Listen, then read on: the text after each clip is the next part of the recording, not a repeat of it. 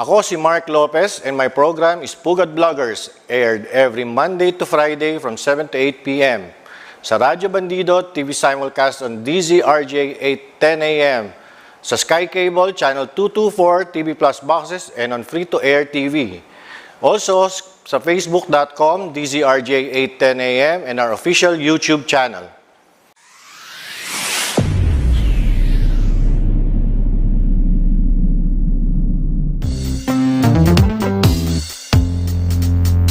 Pugad Vloggers, ang kurap titirisin, salot sa bayan wawalisin, walang sasantuhin, ang saya-saya nakakabaliw, kasama natin ang tropang Pugad Vloggers. Pugad Vloggers. Magandang gabi po. Magandang gabi po sa inyong lahat. Ngayon ay ika-25 araw ng Abril. Maikli lang po ang Abril. 5 araw na lang ay tapos na. At Mayo na. May 1. It's going to be long weekend.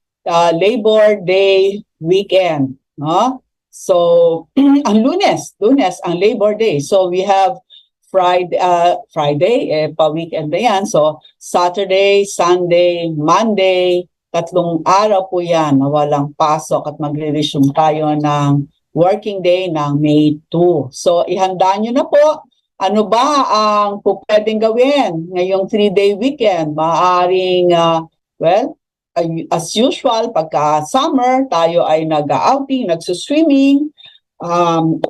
Iba naman, they take time to fix things around the house before the rainy season comes. Isa po yung importanteng gawin, habang mainit ang panahon, hindi umuulan, magpintura, dahil maganda ang pagtuyo, fix ang roof, i-fix ang mga gutter para walang bara, para kapag dumating na ang tag-ulan, ay hindi tayo nagsasahod ng balde, ng timba, sa mga tumutulo. Be prepared, Do it while you still have time. Ganyan.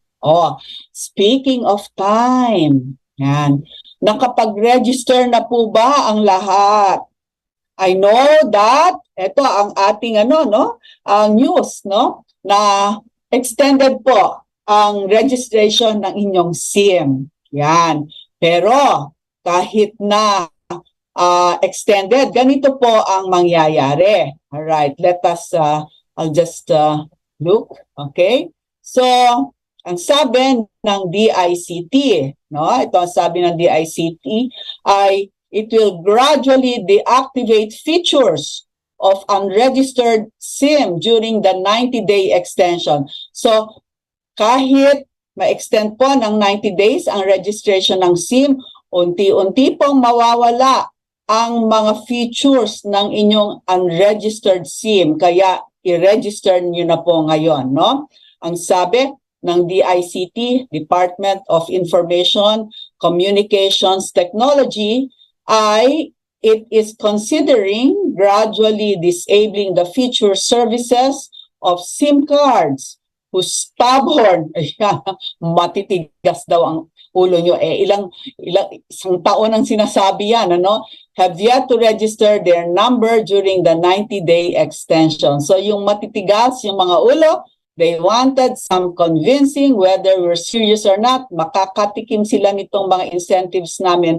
sabi ng DICT na Secretary Ivan Jan-Uy. Magandang gabi po, Secretary Ivan Jan-Uy. Okay? So, yun, incentives, So, pagka na-meet nyo yung deadline, hindi po kayo mawawala ng mga features ng inyong SIM, So, ano bang mangyayari pagka nawala yung inyong SIM registration? Hindi na po kayo makakatanggap ng tawag, mula sa mga friends niyo na may hawak ng inyong telephone number. Hindi rin kayo makakatawag.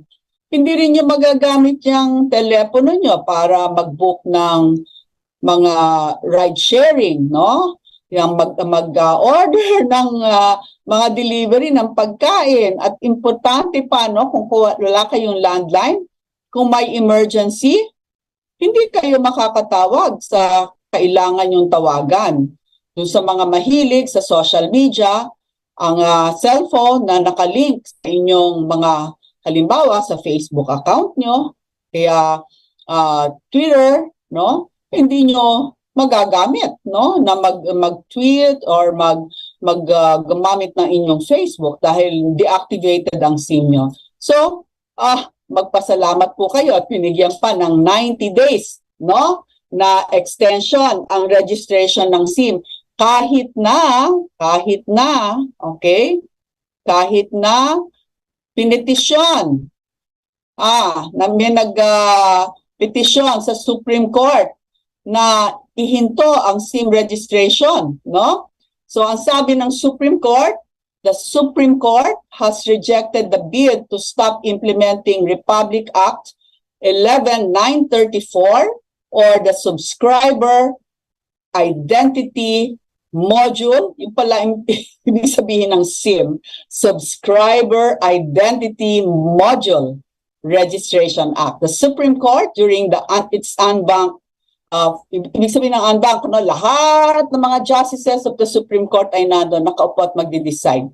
Deliberations today, Tuesday, ngayong araw na to, denied the prayer to issue a temporary restraining order in National Union of Journalists of the Philippines Incorporated and others et al. Versus the National Telecommunications and others et al. The Supreme Court said through its Public Information Office. So, yung pong yung National Union of Journalists of the Philippines ay tinututulan ang rehistrasyon, no, ng SIM. Bakit kaya nila tinututulan ito, no? At kasi, no, ano ba ang dahilan kung bakit meron tayong SIM registration? Unang-una na dahilan ay dahil ang mga cellphones ay ginagamit, no, sa paggawa ng krimen. At kapag ang mga cellphone ay matutunton sa mga gumagamit, ay makatutulong sa hindi lang sa paglutas, kung hindi sa pag-prevent, no, ng paggawa ng krimen using cellphones, no? Mga cellphone na nag-i-scam, no? Mga cellphone, no, ginagamit 'yan pag-detonate ng mga bomba, 'yan, no? So if these cellphones can be traced to their users or owners, then it will help deter crime and solve whatever crimes have been committed using these devices, no? So, ayaw po ng National Union of Journalists of the Philippines dahil ang sinasabi nila ay kasama yan sa pagpapahayag, no? Kalayaan ng pamamahayag. Pamamahayag to calling, no? Hindi lang naman yan ang hindi lang naman yan ang pamamaraan ng pamamahayag, no? So, government agencies named respondents in the case are the National Telecommunications Commission, the Department of Information and Communications Technology, DICT, the National Privacy Commission, the Department of Trade and Industry, the Department of Interior and Local Government, and the Department of Education. Yan.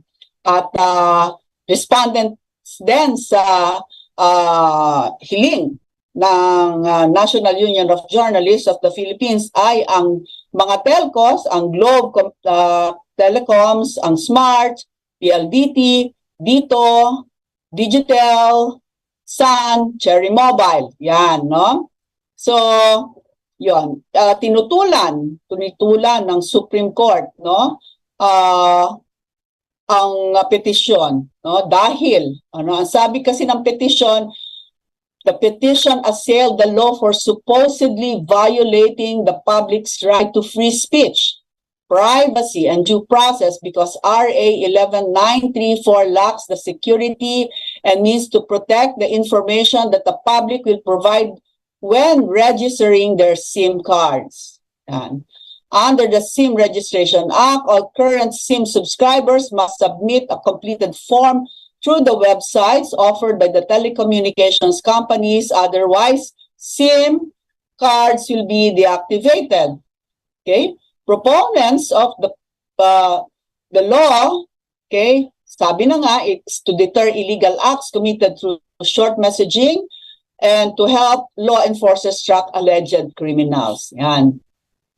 So, meron pa lang, no? 75.5 million SIM cards na na-register as of April 20, which is only 45% of the total 168 million SIM cards that are currently in use nationwide. So, kung ating i-spread yung 168 million SIM card, kada isang Pilipino, bata hanggang matanda, may ngipin o wala, merong SIM card na katumbas. No? 100, biro mo yan, 168 million SIM cards. Meron kasi mga tao na merong 10 SIM cards, ganyan, ano? May yung kanilang mga telepono, mga dual SIM, o kaya ang dami-dami nilang telepono, yun ang ginagamit nila sa business, no?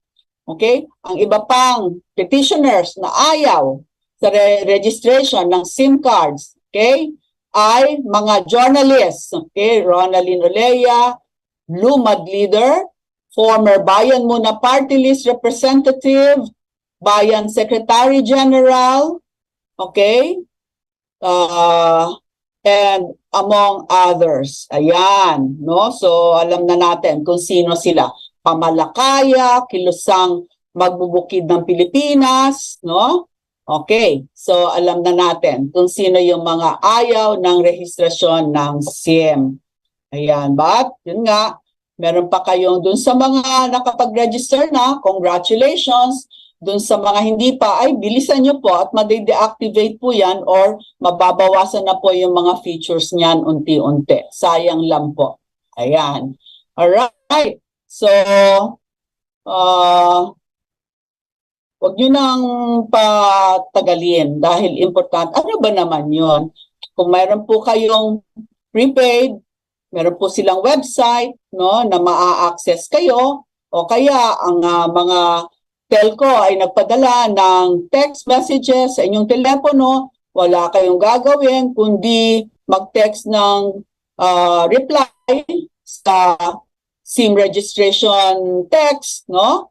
Yun naman sa mga postpaid, meron telephone number, sasabihin nyo lang, SIM reg, ganun lang, registered na kayo, kaya meron din ng mga website po na kukuhanan kayo ng impormasyon.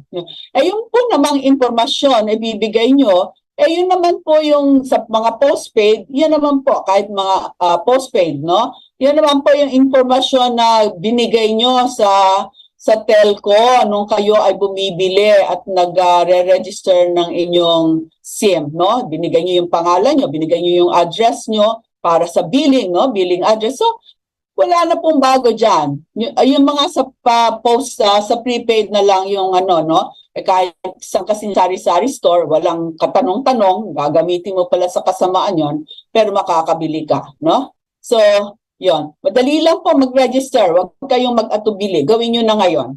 Alright.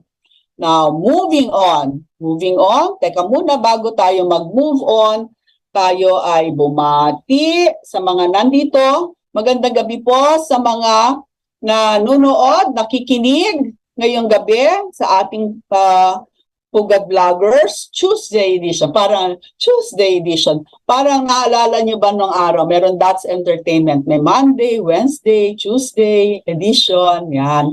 Naalala nyo pa ba kung sino ang pang Monday, pang Tuesday, pang Wednesday? Sige nga, i-text nyo na sa akin. Tingnan ko, yung mga boomers dito nakikinig ko, alam kung sino ang nasa Monday, Tuesday, Wednesday, Thursday, Friday edition ng That's Entertainment. Ayan. Alright. Magandang gabi sa iyo, Maneka Herse Tolentino, Sepi Sabala, good evening. Manny Pelonia, magandang gabi. Roxanne Cosco, magandang gabi sa iyo. Ayan. Alright. Now, moving on. Alright. Meron tayong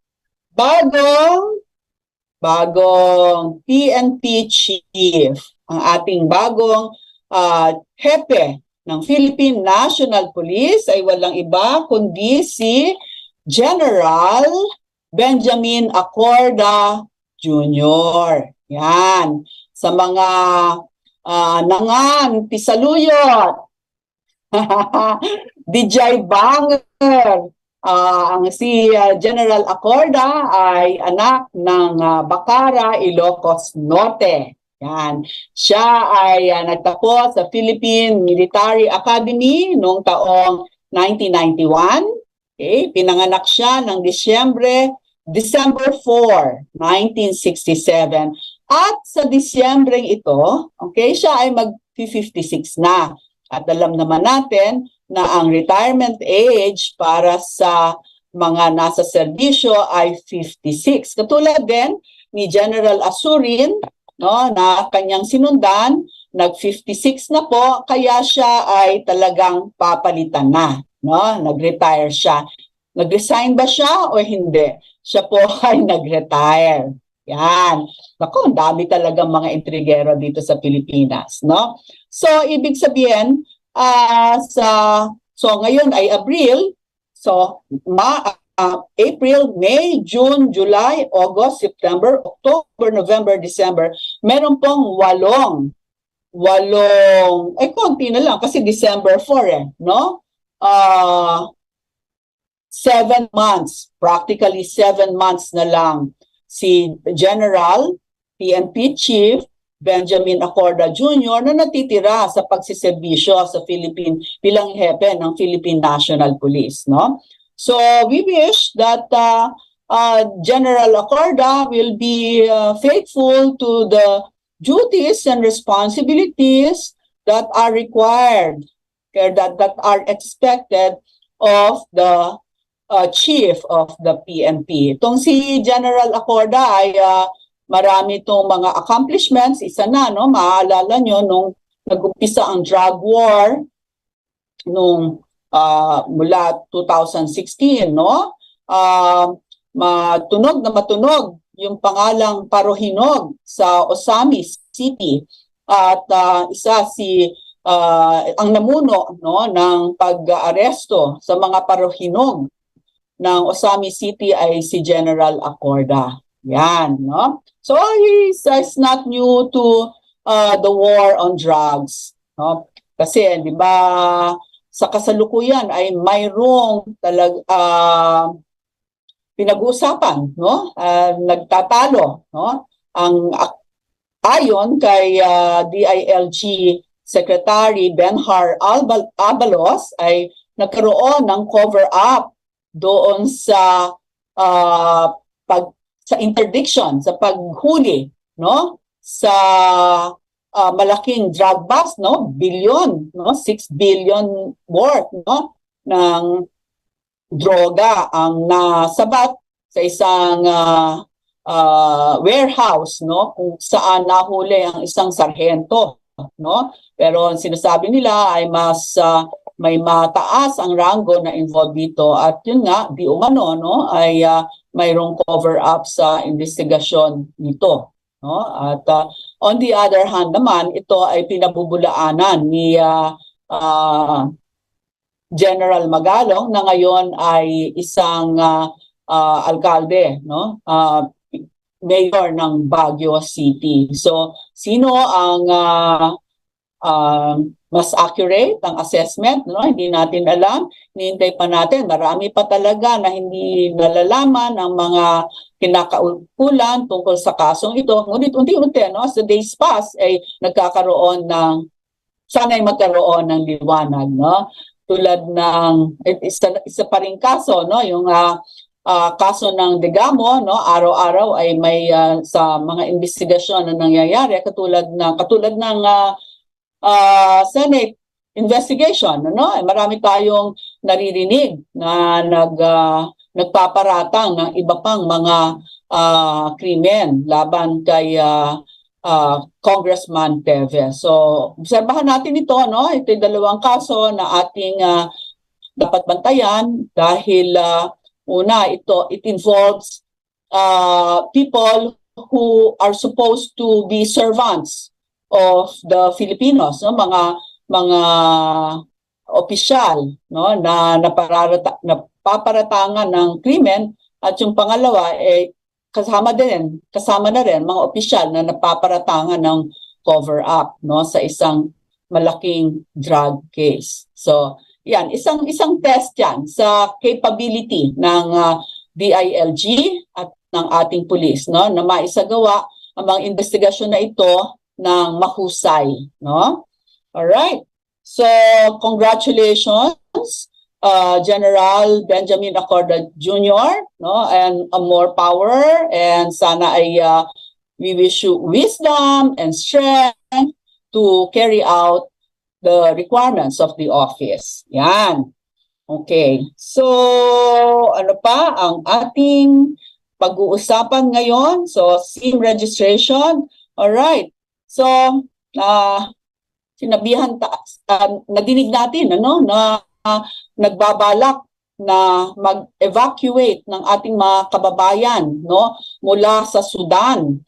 At the moment, no, ay may natatalang 700 na Pilipino, kapwa Pilipino na nandun sa Sudan, at ang ating pamahalaan ay pinaplano, hindi lang pinaplano, that's on its way to repatriating our kababayan who are there. Bakit ba kailangang evacuate itong ating mga kababayan mula sa Sudan? Ano naman nangyayari sa Sudan, no? All right. So, nagkaroon po ng coup. Yan. Kaya merong tinatawag na dictator, no? Long time dictator ang Sudan, at nagkaroon ng coup. Yan. Siyempre, dalawang faction yan, yung loyal sa dating pinuno ng Sudan, ng presidente ng Sudan, at yung mga kalaban niya, no? So itong may paramilitary group at saka yung military ay nag-aaway, no? At halos tinatayang mga 300 to 400 people have been killed since the violence erupted after the coup d'etat. Yan. At alam niyo naman, ano, kahit saang parte ng mundo, no, ay mayroong Pilipino, no? Hindi ko alam kung saan sulok ng mundo walang Pilipino. Meron bang Pilipino sa Antarctica? Tatanong natin yan. Pero yun nga, 700 ayun nga, registered Hindi natin alam, di ba? Kadalasan maraming unregistered na workers na nagpunta doon as tourists, no? So sabi ng Department of Foreign Affairs, no, the government is ready to start the evacuation of Filipinos from Sudan within 24 hours. Hapon sinabi yan. So ngayon, dapat underway na to, no? Senior official of the Department of Foreign Affairs said. So sabi ni Foreign Undersecretary for Migrant Workers Affairs, Eduardo Jose de Vega, no? Within 24 hours, we will have batches who will be riding evacuation buses bound for Egypt. Yan. So, papunta sila sa Egypt. Hindi po yung Egypt na sinasakyan.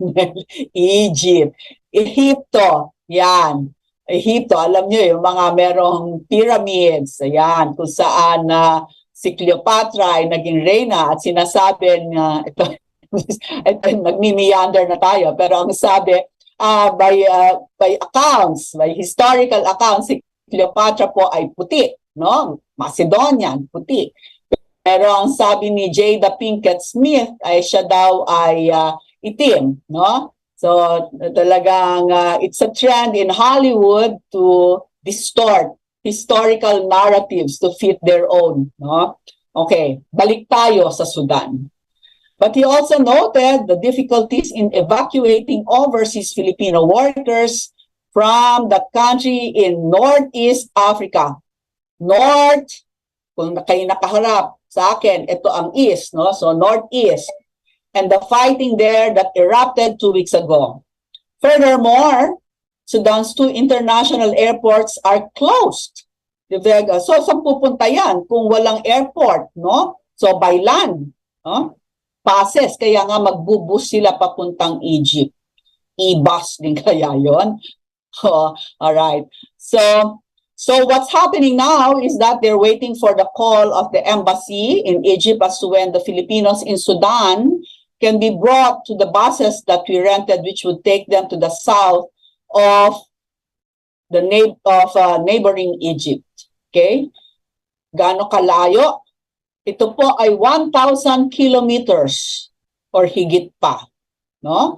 At ang ating mga kababayan mula sa Sudan ay sasakay sa bus ng 15 oras na minimum. Siguro naman may ano doon, no? Hindi ko alam kung may bathroom breaks. Kasi kung may gera, ba't ka bababa ng bus, no? When they're in Egypt, they will be met by embassy personnel. Okay. 𝗣𝘂𝗴𝗱 said an initial group of 156 Filipinos is ready to leave at any given moment. Okay, but the number of Filipinos that the embassy has been tracking rose to almost 700 after the embassy appealed to all Filipinos in Sudan to leave the country. So, mauuna 156. Pero alam niyo naman, kung minsan, naghahari muna talaga, alis ba kami o hindi? Mag-evacuate ba kami o hindi? Baka naman, pwedeng hindi. No? Pero, ganyan tayo last minute tayo. No? Okay? Around 300, they've asked the embassy for help. Some do not have their passports with them as they had left this with their companies or employees. Yan ang problema. No? Pagka nagkakaroon tayo ng mga overseas Filipino workers, kinukumpiska ng mga employers ang mga pasaporte. No? So, ito ay hindi maganda talaga na gawain. No? Kailangan magkaroon ng policy tungkol diyan. Pero syempre employer mo 'yan no? You want to comply because you want the job, no? So ang dapat na gawin pagka bago ibigay, i-submit, i-surrender sa inyong employers yung passport ay gumawa ng kopya, i-photocopy, no? Para meron kayong kopya, no? Most Filipino workers in Sudan are teachers, mga teachers, no, and engineers. Mga professional sila, hindi sila mga domestic workers who are highly paid, but there are also housekeepers employed there, no? There are no reports so far of Filipino casualties amid the fighting between the Sudanese military and paramilitary factions, sabi ng ating undersecretary na Undersecretary Vega. Ayan. Okay. So he noted that other embassies are scrambling to find available transportation from Sudan to Egypt. Magkano ang pamasahe? $300. $300 per person. 16,722 and 15 centavos no? 16,722. Ang pamasahe, bus na 15 hours to Egypt. Okay, 𝗣𝘂𝗴𝗱 said the plan is to bring the evacuees to the southern part. Okay, so nasabi na yan. So, paano kung walang pera yung Pilipino, no? Siguro i-underwrite ng ating Philippine Embassy or Overseas Workers Welfare Administration, no? Yung pamasahe ng ating mga kababayan mula sa Sudan papuntang Egypt, no? Now, yung iba naman na mga employees ng Saudi Arabian employees, no? Ay dinala na ng kanilang mga employer sa Saudi Arabia. Okay? So, yun. Yan ang no? So, pagka may kaguluhang ganyan, lagi, na tayo ay nag-evacuate ng ating mga overseas Filipino workers, yan ang nagpapatunay na kailangan na sugpuin natin ang illegal recruitment. No? Kailangan bawat worker na pupunta kung saan mang parte ng mundo, kailangan nakaregister. Bakit? Katulad nito, no? Malalaman ng ating gobyerno kung nasaan ang ating mga Filipino workers at sila ay magbibigyan ng assistance, no? Kung itong mga workers na ito ay undocumented, hindi sila matetrace ng Philippine Embassy. Paano na lang sila, no? Maiiwan sila doon sa kaguluhan, hindi sila mare-rescue. So yan talagang importansya ng pagsugpo ng illegal recruitment, no? Mga undocumented workers. Yan. At ang importansya ng pagkakaroon ng overseas workers welfare, no? Ayun, no? So sana ay hindi tagal ang kaguluhan sa Sudan, no? Di lamang dahil gusto natin na mapanatili ang employment ng ating mga kababayang Pilipino, kundi world peace. Importante po yan. Ano? Whatever affects any part of the globe have a ripple effect on us. No? Kahit pa paano, no? Merong epekto po kung saan man may kaguluhan. Yan. Sa ating mga kababayan, no? Kung kayo po ay may kamag-anak, mga kaibigan, mga kakilala na nasa Sudan, no?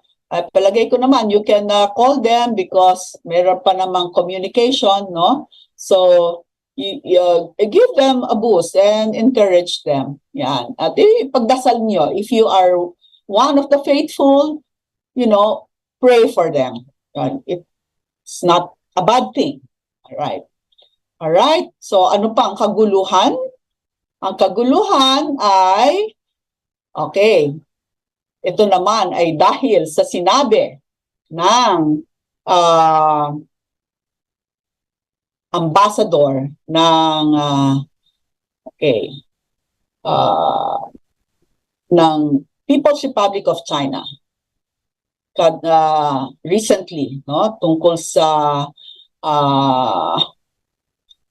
involvement ng Pilipinas sa pagigirian ng China at ng Estados Unidos at ang Taiwan, no?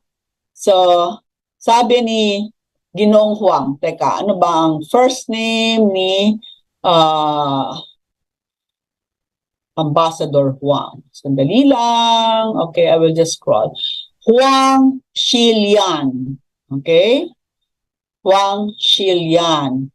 Sabi, no? Ang sabi ni Huang Qian,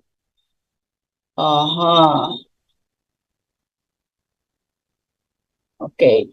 Some tried to find excuse for the new EDCA sites by citing the safety of the 150,000 OFWs in Taiwan. See, anywhere there are Filipino OFWs. More so in Taiwan, malapit lang yan. 150,000 OFW ang meron tayo sa Taiwan. While China is the last country that wishes to see conflict over the strait because people on both sides are Chinese. So, pareho Chinese. But we will not renounce. We will not renounce. Ibig sabihin, hindi namin iwawaksi o renounce. Tama, hindi namin iwawaksi ang paggamit ng dahas, okay, the use of force. And we reserve the option of taking all necessary measures. This is to guard against external interference and all separatist activities. Alam nyo, ang Taiwan ay kine-claim na, ang China ay kine-claim na kanila ang Taiwan, no? At maraming nanasa na humiwalay ang Taiwan sa China. Okay? The Philippines is advised to unequivocally, ano ba yung walang patumanggi, tahasan, okay? Advised to unequivocally oppose Taiwan independence rather than stoking the fire by offering the U.S. access to the military bases near the Taiwan Strait if you care genuinely about the 150,000 OFWs. Anong ibig sabihin nito? Ang ibig sabihin nito, huwag kang papanig sa pagiging independent ng Taiwan na isinususog ng Amerika. Kung gusto mo walang mangyari sa 150,000 na OFW sa Taiwan. Hindi ba bantayan? Hindi ba bantayan ng ating kapitbahay na Chino, si Ambassador 𝗕𝗂𝗴𝗴𝗲𝗀? Okay? Maliwanag, di ba? Merong thinly veiled or thickly veiled threat dun sa sinabi ng ambassador. Okay? But the Chinese embassy this time claims that the ambassador was misquoted in his comments on OFWs in Taiwan. Misquoted na naman. Parang naalala ko, meron din ulit na na-misquote, no? Na galing sa diplomatic circle ng China. It evades me now, no? But sabi ay misquoted lang daw. Wang late last week made the reference to the thousands of overseas Filipino workers in Taiwan and said that they would be in danger if the Philippines does not oppose Taiwan independence, an issue that the country has not touched because of its adherence to the One China policy, recognizing the People's Republic of China. Meron talaga tayong One China policy eh. Kaya wala namang embassy ng Taiwan dito, no? Ang meron tayo ay yung economic cooperation, no? Meron tayong MECO. Yan, instead of an embassy. Kasi nga isa lang ang China para sa atin, no? And that's the People's Republic of China, no? So, ayun ang sabi ng now na-approve na kasi, no, yung 4 more EDCA sites, no? Sa Isabela, sa Cagayan, sa Palawan, no? At mukhang done deal na. Anong gagawin ng presidente tungkol dito, no? Na tayo ay ginigirian ng China. Sinasabing wag tayong makialam, no? Kasi ang China, nakikita ang new EDCA sites as abetting, no? Abetting, pinapalakas natin ang loob ng Taiwan, no? At binibigyan natin ng capability ang US na makialam din, no, sa usaping ito, no? So, hindi natin alam, no? Ang ating Pangulo ay pupunta sa Amerika.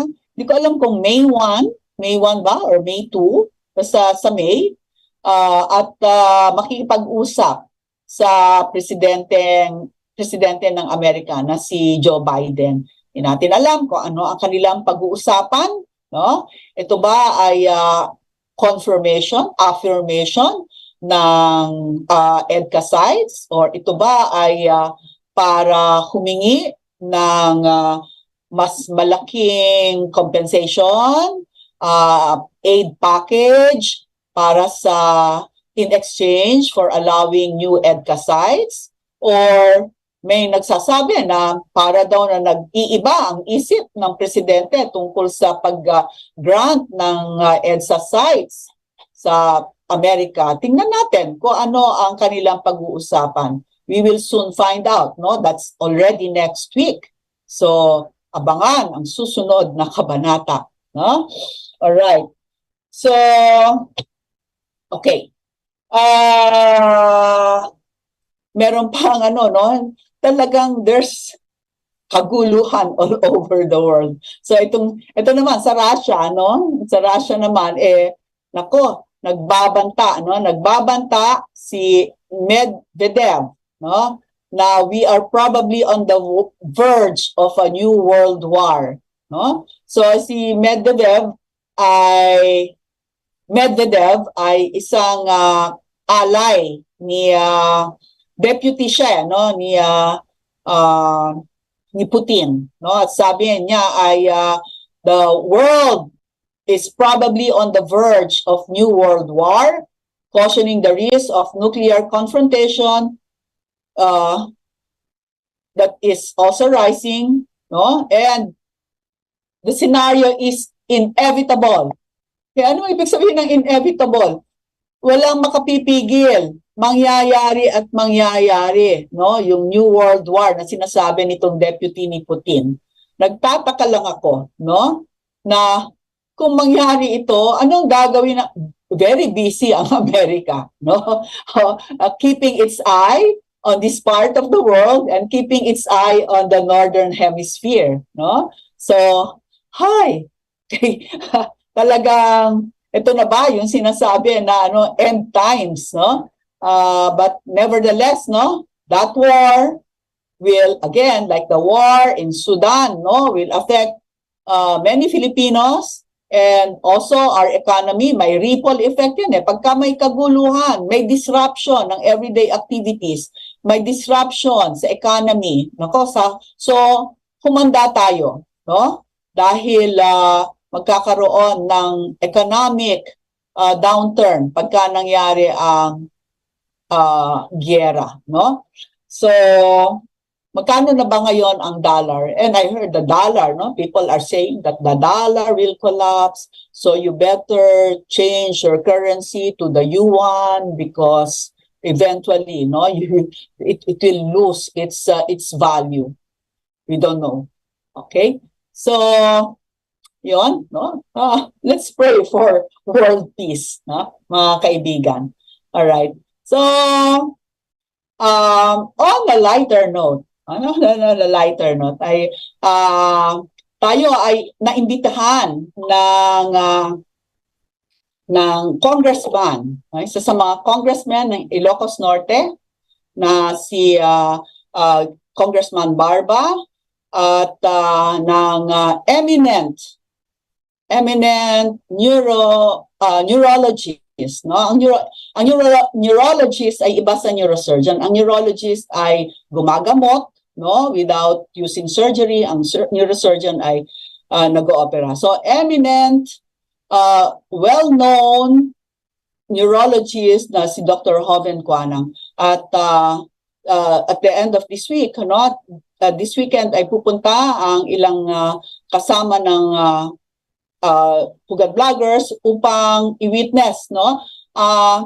Ang event na ito ay gagawin sa 𝗕𝗹𝗴𝗲, no? Ang 𝗕𝗹𝗴𝗲 is a seaside community, no?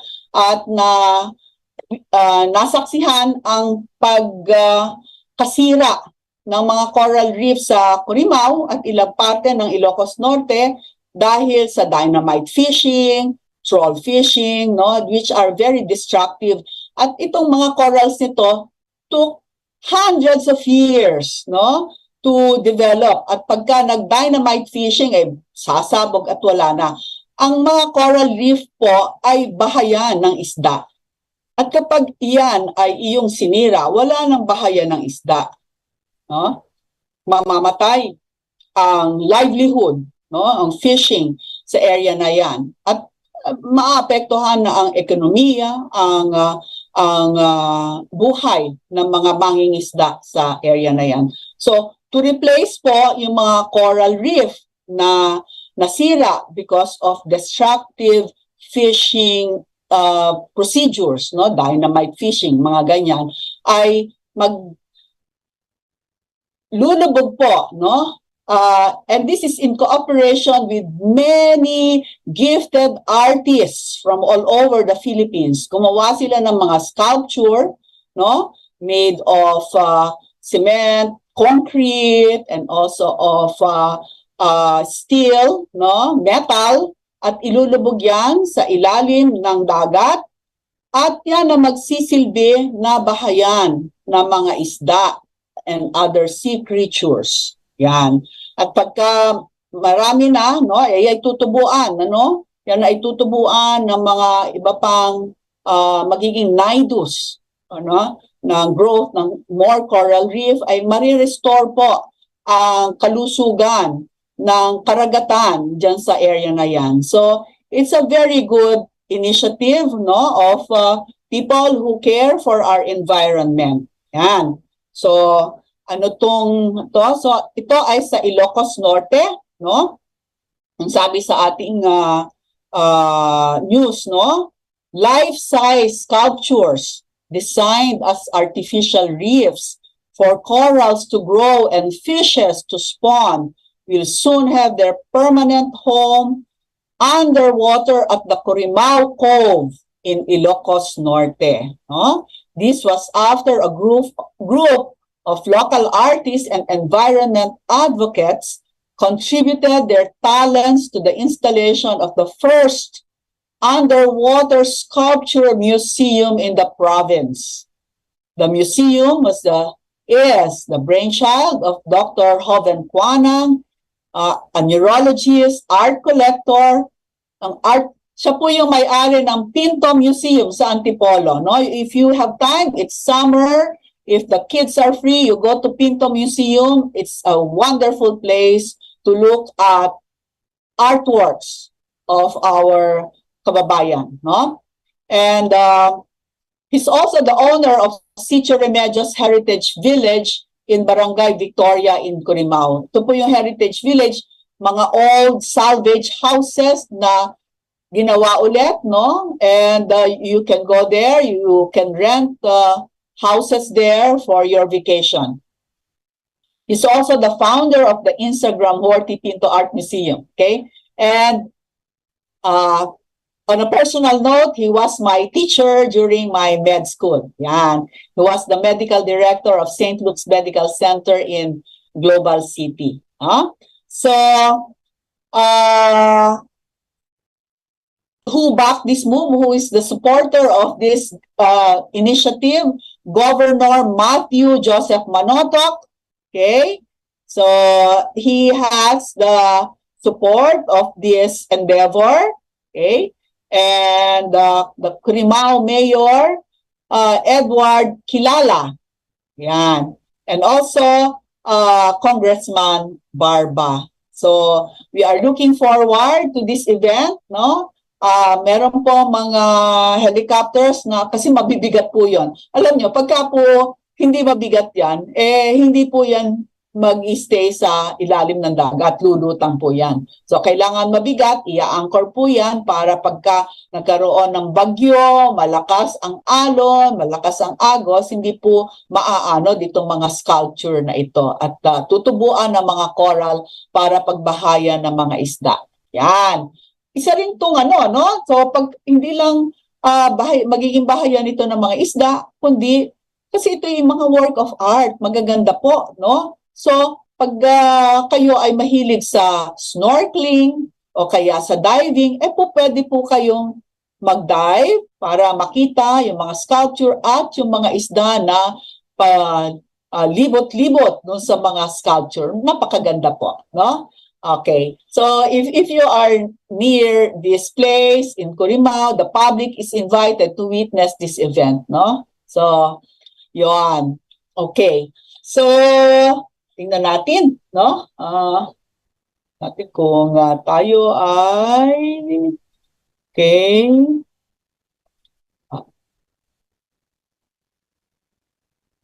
Priscilla Kojima, magandang gabi sa iyo, Priscilla. Ang ating paboritong senior citizen who's watching from Japan.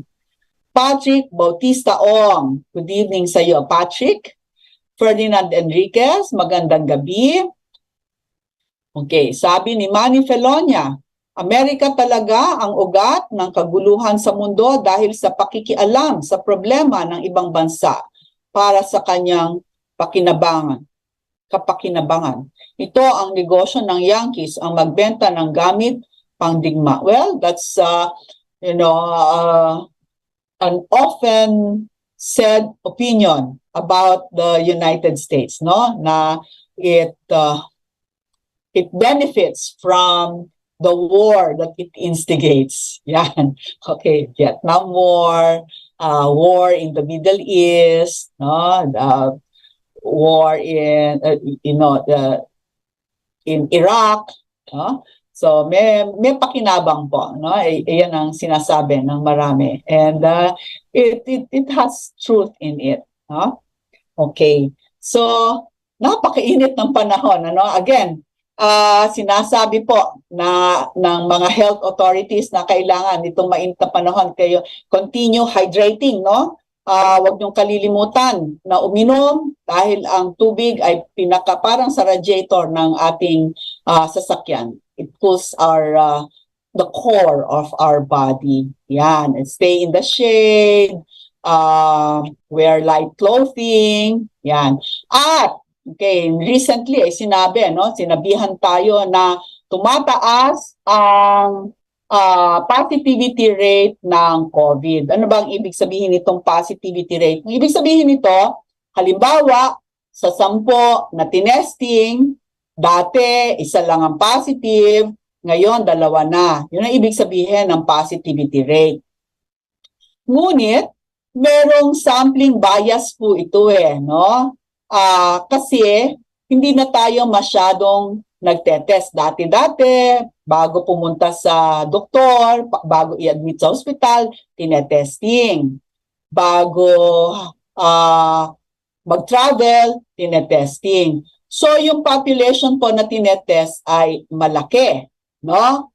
At kokonti yung relatively, proportionately, yung nagpapositive ay mas konti compared sa population na tinetest, dami ng tinetest. Ngayon, kung kokonti na lang po ang tinetest, kasi sino na lang ang tinetest ngayon? Ang tinetest ngayon, yung nagpapakita ng simptomas. No? So, pagka may simptomas na, what is the possibility na meron silang sakit? Mas mataas kaysa sa general population. Kaya yan po yung tinatawag na bias. Siyempre, mas mataas yung positivity rate. No? Gayunpaman, kahit na sinabi natin, wala yan. Ano yan? Sampling bias yan. O ganyan, ano? Whatever statistical event or what terms we use, no? Ay kailangan pa rin po tayong mag-ingat. Yan. Mag-ingat po tayo dahil kung tayo magkasakit, mawawalan tayo ng panahon para magtrabaho and that will affect our livelihood. Ito ba? At isa pa rin threat yan, no? Yung bagong ngayon, merong sinasabi na BB, no? X, no? May bagong strain. Pero tayo po, at ang mga tao ay fully vaccinated, 2 doses plus 1 booster. Yung mga variants po na darating, we are still protected. We are still protected. Kaya nga po, yan ang importansya, no, ng pagkakaroon ng completed vaccination at booster. Because kahit pa man, anong dumating na variant, no, we are still protected by those vaccines. Kahit pa man, tayo ay magkaroon ng infection, hindi po fatal yung illness, no? Magiging mild ang manifestation. At most, parang manifestasyon ng flu, no? Pero yung po, no, importante po yung mga matatanda na, mga may comorbidities, talagang kailangan mag-ingat dahil you will have a worse outcome if you are not vaccinated.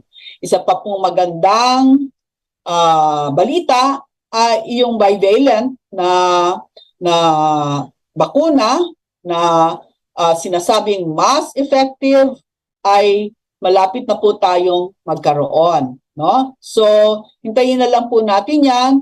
Meanwhile, kung wala pa tayo nung bagong bakuna, patuloy, alam ko po na sinabi na optional na mag-wear ng mask.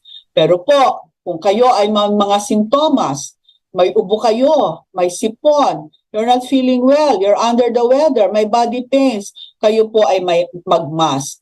Hindi lamang dahil baka COVID yon, kundi ordinary, common respiratory viruses can be transmitted through coughing, speaking, laughing, yan. So, as a respect to other people, you wear your mask, no? So, hindi lang naman po COVID ang nape-prevent ng transmission ng pagsuot ng mask. Ayan, and keep healthy habits, no? Avoid crowded areas. Again, kailangan pa rin po tayong maging hygienic, no? Kahit wala na yung malaking threat ng COVID, hygiene never goes out of style. Wash your hands after going to the banyo. Wash your hands before eating. Wash your hands when you know that you have touched something dirty, no? Kasi po, yung mga ating hinahawakan ay magiging source po yan ng whatever we put into our mouth or touch the mucous membranes. Sa pa, no? Ay tumataas din po ang rise ng sore eyes ngayong summer. Okay, ano ang mga sakit ngayong summer? Sore eyes, mga skin diseases po dahil tayo nagpapawis, no? Mga bungang araw na kinamot, magiging ano ba to, mga pigsa. Okay, hygiene, hygiene, hygiene. Ang sabi ni Tech, ako ay magpaalam na. At yan lang po ang i-impart ko as aking final words. Mag-ingat po tayo, keep our health practices, live a clean life, no? Eat properly, rest, no? Have enough sleep, and I think we'll be all right. Okay? So tomorrow, Attorney Darwin Cañete is expected to be here along with Attorney Tom Berenguer. And on Thursday, our puppy Mark Lopez, and on Friday, Harold Tan. Meanwhile, watch the other shows, Oras ng Himala, Kakampi, and all the other shows here on DZRJ. So until next Tuesday, have a nice Tuesday night, everyone. Bye. Pugad Vloggers, ang kurap titirisin, salot sa bayan wawalisin, walang sasantuhin, ang saya-saya nakakabaliw, kasama natin ang tropang Pugad Vloggers.